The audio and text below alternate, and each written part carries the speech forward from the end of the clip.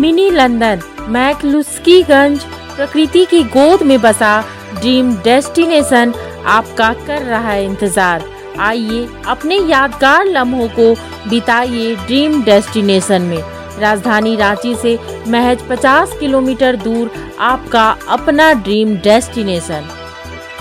झारखंड विधानसभा में हजारीबाग के विधायक मनीष जायसवाल ने सदन के अंदर और बाहर जमकर हंगामा किया। इसके साथ ही उन्होंने हेमंत सरकार पर मुस्लिम तुष्टीकरण का भी आरोप लगाया। सबसे पहले तो ये सोचना चाहिए कि दंगे होते क्यों हैं। आज यूपी में दंगा क्यों नहीं हो रहा है, भारतीय जनता पार्टी की शासित प्रदेशों में दंगा क्यों कम हो गया है। आप गुजरात का मामला ले लें, यहाँ पर चूंकि ये तुष्टीकरण आज ये हिंदू को दिखाते हैं कि हम तुम्हारा दमन कर रहे हैं और सामने वाले को खुश करना चाहते हैं। रामनवमी में ज्यादा वक्त नहीं बचा है, कैसे करेंगे? देखिए, हम लोग तो अभी जो लोकतांत्रिक तरीका है वो लोकतांत्रिक तरीके से हम लोग प्रोटेस्ट कर रहे हैं, लेकिन जब जरूरत पड़ेगी आगे तो आगे समय बताएगा और आप भी देखिएगा कि क्या क्या कर सकते। एनसीआरबी की रिपोर्ट है अध्यक्ष महोदय, ये मैं अपने मर्जी से कुछ नहीं बोल रहा हूँ अध्यक्ष महोदय।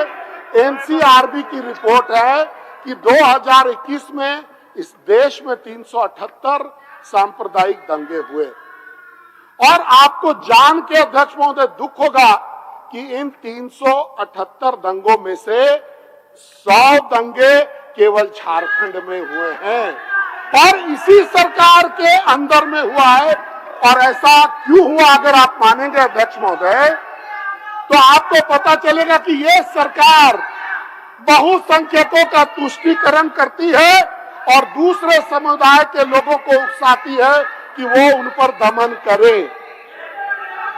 ये आंकड़ा अध्यक्ष महोदय, ये मैं नहीं बोल रहा हूं, ये बोल रहा हूं अध्यक्ष महोदय। पड़ोस का राज्य है अध्यक्ष महोदय उत्तर प्रदेश।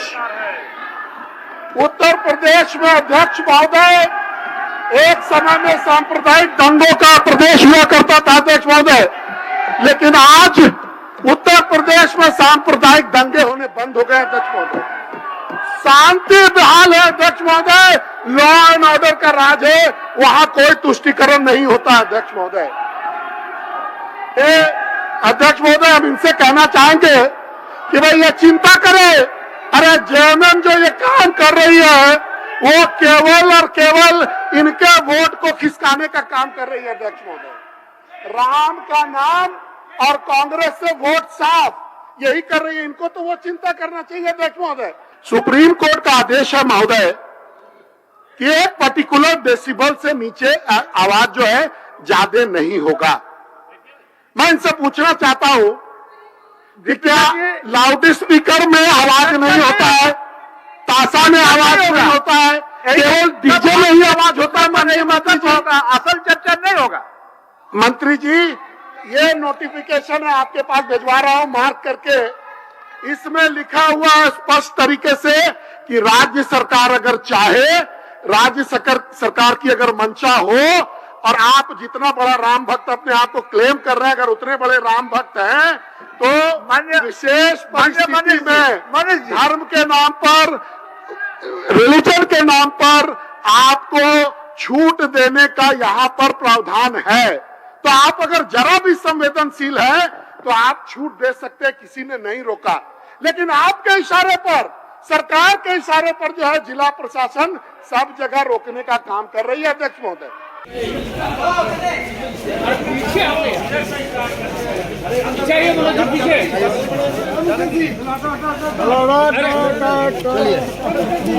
बहुत दिनों से इस राज्य के कई एक महत्वपूर्ण मुद्दों पर हम लोग सरकार का ध्यान आकृष्ट कराते हैं। सबसे पहले नियोजन का मुद्दा था, जिसमें मुख्यमंत्री जी का बयान आना है।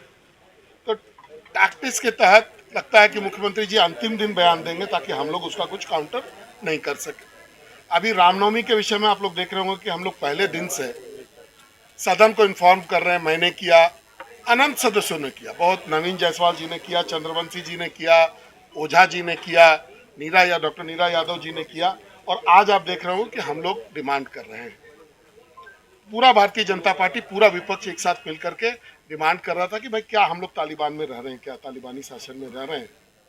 5000 लोगों पर आपने 107 किया। 107 का जो कॉन्सेप्ट है कि जिनसे सरकार को खतरा रहता है, कि कोई किसी त्योहार में, किसी ओकेजन में डिस्टर्बेंस पैदा कर सकते हैं, उन पर 107 किया जाता है। ऐसे ऐसे लोगों पर 107 किया गया है जो नौकरी पेशा है, जो बच्चे हैं, जो 70 साल के बूढ़े हैं, जो टीचर है और उनका कोई आपराधिक रिकॉर्ड नहीं है। तो ये आप केवल डराने का काम कर रहे हैं। हम लोगों ने पूछा कि भाई आप ये काम क्यों कर रहे हैं? आपने डीजे पर प्रतिबंध लगाया कि भाई डीजे नहीं बजेगा। क्यों नहीं बजेगा इसका आपने कोई उदाहरण नहीं दिया। हजारीबाग में अभी कुछ लोग धरना पर बैठे हैं। पिछले बार मंगला का जुलूस निकलना था, प्रशासन ने विरोध करवाया और उसके बाद कुछ लोग धरने पर बैठे, उन 9 लोगों पर केस कर दिया गया। आज 5 लोग बल्कि आमरण अनशन पर बैठे हुए हैं। उसमें कुछ लोगों की स्थिति गंभीर है, सरकार कोई सुनवाई नहीं कर रही है। वहां के थानेदार ओपनली जा रहे हैं डीजे वालों के घरों पर, उनसे बॉन्ड लिखवा रहे हैं रात में 2-2 बजे तक कि आप डीजे नहीं देंगे। क्लब वालों को डराया जा रहा है, धमकाया जा रहा है, अखाड़ा वालों को कि भाई तुम अगर डीजे के साथ निकालोगे तो तुम्हारे पर केस कर देंगे, अगर कोई पुराना केस होगा तो उसमें फंसा देंगे।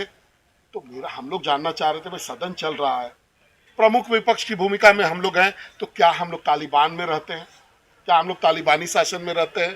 क्या झारखंड में हिंदू होना गुनाह है?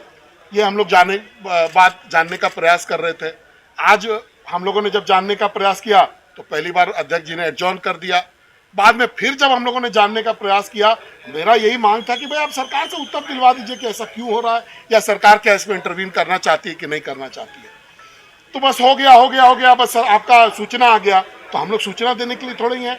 इतना महत्वपूर्ण विषय है राज्य का, पूरे राज्य में ही नहीं, पूरे देश में ही नहीं, पूरे विश्व का सबसे बड़ा राज्य अगर आप रामनवमी देखेंगे तो ये हजारीबाग से शुरू होता है। तो क्या इस विषय पर इस सदन में सरकार का उत्तर आना चाहिए था कि नहीं आना चाहिए था? अब मैं बेबस होकर के, जब मेरे पास कोई विकल्प नहीं बचा, तो मैंने प्रोटेस्ट के लिए अपना कपड़ा फाड़ा है। और मैंने अपना कपड़ा ही नहीं फाड़ा, इस सदन का जो ये है उसको भी हमने तार तार करने का प्रयास किया कि ये सदन में किसी को प्रोटेक्ट नहीं किया जा सकता, कोई इशू पे एड्रेस नहीं किया जा सकता। आप मंत्री जवाब देंगे, दिखवा लेते हैं, देख लेंगे, बैठिए, बस यही है। सदन चल रहा है, इतना महत्वपूर्ण मुद्दा है, कार्रवाई होनी चाहिए थी।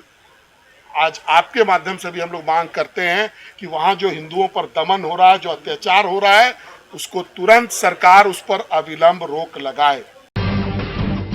जब टूटती है आस, जब थकती है सांस, जब रूठते हैं अपने, मुंह मोड़ता है जमाना, जब अंगड़ाई लेता है संकल्प, फिर बनती है कहानी, बनते हैं अनमिट निशान।